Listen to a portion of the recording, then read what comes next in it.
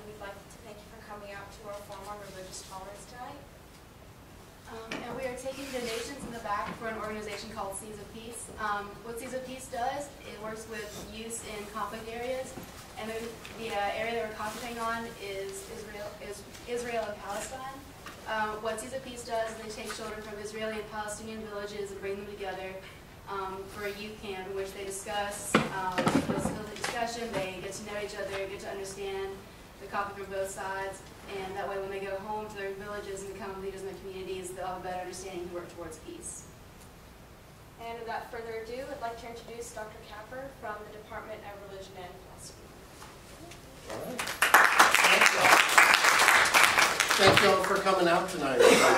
Everyone here really appreciates it. Mississippi time, September 11th, happened around 9 o'clock in the morning, 10 o'clock in the morning. By nightfall that evening, we had a student on campus who had been beaten up. She was a foreign exchange student, and apparently some USM ruffians decided that they needed to defend the honor of the United States, and they beat up this student who they felt was a Muslim. Now, obviously, this is an act of religious intolerance. She had nothing to do with the September 11 attacks. Blaming all Muslims for September 11 is like blaming all Christians for the acts of Eric Rudolph or of Timothy McVeigh. Right? It's obviously unfair. And we can really see the seeds of their kind of blind and emotion-driven intolerance when we consider the fact that she actually wasn't Muslim. She was a foreign exchange student from Bolivia, and apparently just the fact that she had brown skin was good enough. Now, notice that this was an act of religious intolerance. Notice as well that her human rights were violated in this act. It's not just an act of religion. It was a political human rights violating act as well.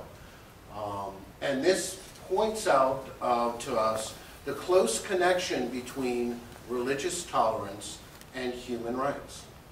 The Universal Declaration of Human Rights is a document adopted by the United Nations on December 10th, 1948. This makes December 10th Human Rights Day around the world. This is why next week is Human Rights Week, and so on and so on. The Universal Declaration of Human Rights, the UDHR, outlines 30 rights that are claimed by the populations of all UN participating nations. It's like the Bill of Rights in the U.S. Constitution, but applied worldwide. And Article 18 of the UDHR tells us that all citizens of the world are guaranteed freedom of belief and freedom of religious practice. So when we talk about religious tolerance, we're also talking about human rights. When we talk about human rights, we are also talking, at least lots of times, about religious tolerance. So the two issues of religious tolerance and human rights go hand in hand together.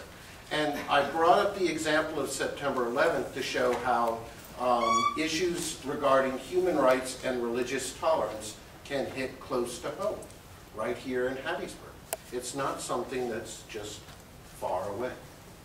So to explore these issues, we have a fine panel of religious leaders here. We have Michael Dixon from the Christian Ecclesia Church of Hattiesburg. We have Caroline Brooks, who is a member of the Hindu ISKCON community of Carrier. Never sure how to say that word. Is that right? That's correct. Okay, there we go. I say career. Okay, that's what I've always said too. And Jalil Bhuti from the Hattiesburg Islamic Center. And Mims Carter, who's here to represent the secular humanist angle on the issues that we are going to be